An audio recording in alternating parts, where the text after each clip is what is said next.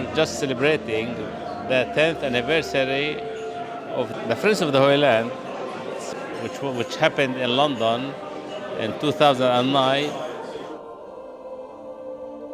We're a small charity with a very simple purpose, and that's to support and stand with our Christian brothers in the Holy Land. We're in Coventry Cathedral, and I know there was an event yesterday in Glasgow. Both of these events just point to the importance of this charity, Friends of the Holy Land, which is dedicated to three things: prayer, pilgrimages, and practical support for the Christians who live in the Holy Land.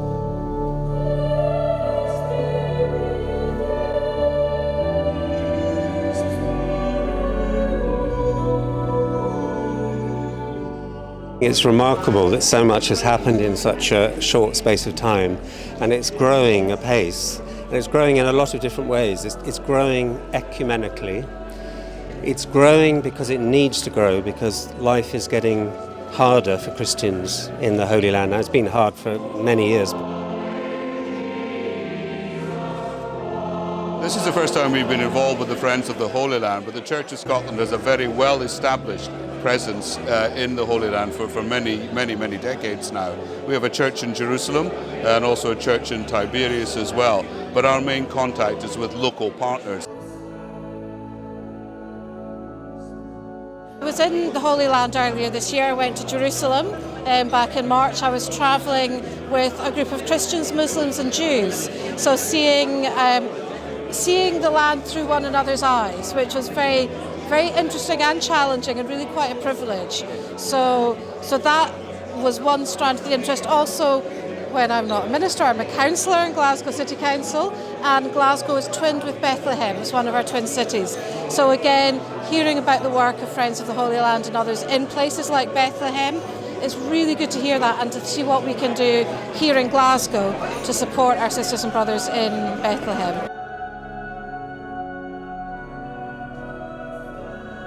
It's very touching that we should be here, and very significant to assemble together in the Midlands where the Friends began, as we were reminded today, with the pilgrimage from here with Cardinal Vincent, and remembering Mr.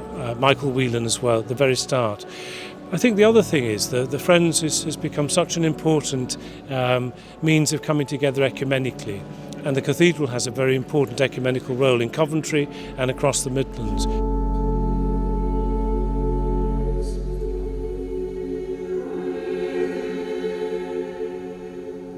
As one of the founding members, with another chap called John Whedon, who unfortunately is dead now, it's a case of from little acorns, big things grow. And to see this today and the way it's grown is just, it's so overwhelming. And I'm glad that it's happened like this. I'm pleased. We work, as we've been talking about all day, on an individual basis with small families, with individuals. We help them meet their emergency needs. We try and develop sustainable projects for them, and that's what we do. They're doing their very best to help individual Christians there, maybe people that are poor and need financial help, but also to help provide work for the Christians. And if the Christians don't have work, then they've got to go and leave. And one of the real sad things over recent years is a continuing decline in a number of Christians who are leaving the Holy Land. And you can't blame people, because they want what's best for their family and friend. And it's not just the hassle of the security situation there, of trying to get around and go through checkpoints and through barriers and all that, but this economic situation is so fragile. A lot of them depend upon tourism, and the tourism is sometimes booming and sometimes bust. You can't get something more special at Christmas time than a crib that's made in the Holy Land from olive wood. It's really special. It gives jobs for people in the Holy Land, and there are very few jobs that they can do, but this is one thing that they can actually do and export, and it's something that we can buy, and the money goes back directly to the people in the Holy Land. We have quite a range from £1 tree ornaments up to £93 for a really lovely crib. It's a fabulous crib, and there's quite a lot of cribs for sale from £10.50 up to £93. I can get them online, and they're based in Kenilworth, and they can post them out to you. There's a catalogue that you can ask for, and that has all of the products that we have. That's on the Friends of the Holy Land site. I'm reaching into my pockets here because I never travel without this cross that I was given, which is made of olive wood from Bethlehem. And when I was moderator of the Assembly last year, these were the gifts that I was giving out to people. Very important for us to support the indigenous folks in the Holy Land, and to remind myself every time I put my hand in my pocket that I was able to meet with some fantastic people in Israel, Palestine and in Jordan. Spending time with the Livingstones, the people there, actually helps us grow in faith, but also I think grow in repentance, a proper repentance. Lord, I'm sorry that we haven't taken our brothers and sisters on board seriously in true solidarity. So I think 10 years is a great opportunity, and I think to celebrate as we have been, but it will, I believe and hope and pray, grow more and more and more.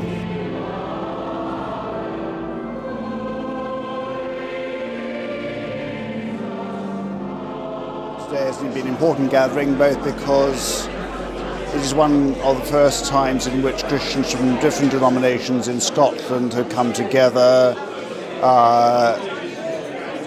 to pray and give thanks specifically for the Christians in the Holy Land, and I hope that will be the beginning of ongoing cooperation between us.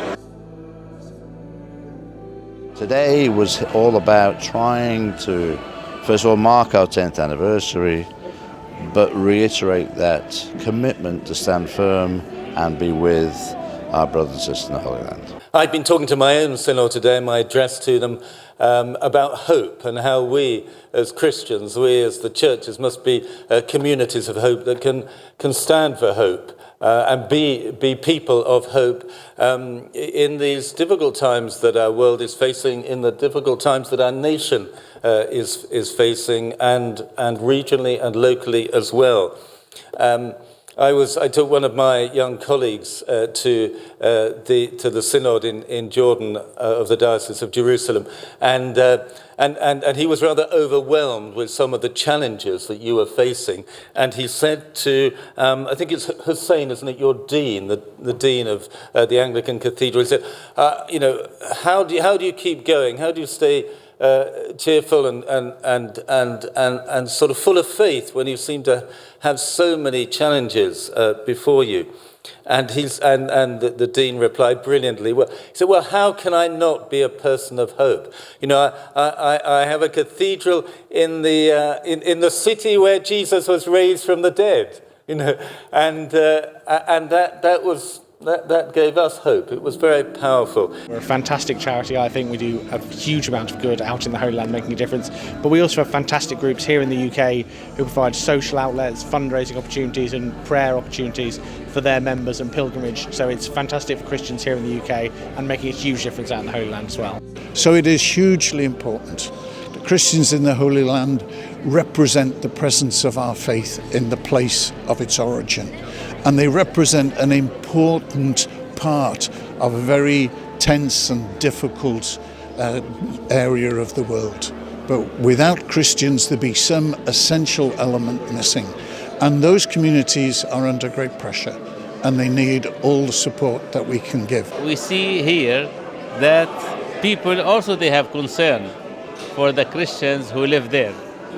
I'm sure that after this visit, we will see practical steps to be taken in order, whether by a visit to the Holy Land, whether by supporting some projects, but definitely we will hear something good coming out of this gathering and of this visit.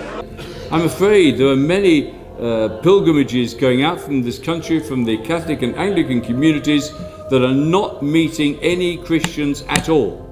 They're going for their personal spiritual benefit, which of course is a very high priority, and to visit the holy sites. And we believe that engaging with the Christian community, as Archbishop Sahel said, and was supported by everybody else, is so vital. So if anyone has any inkling of any pilgrimage that's being talked about, please tell us, and we can add terrific value to that experience. The Friends of the Holy Land really do a lot to help support the Christian community and make sure that there will be Christians in the Holy Land, as there have been since the time of Jesus. We don't want that to die out. So please do support the Friends of the Holy Land. Support your Christian brothers and sisters with prayer, by going on pilgrimage if you get the chance, and by contributing financially to the work of the Friends of the Holy Land.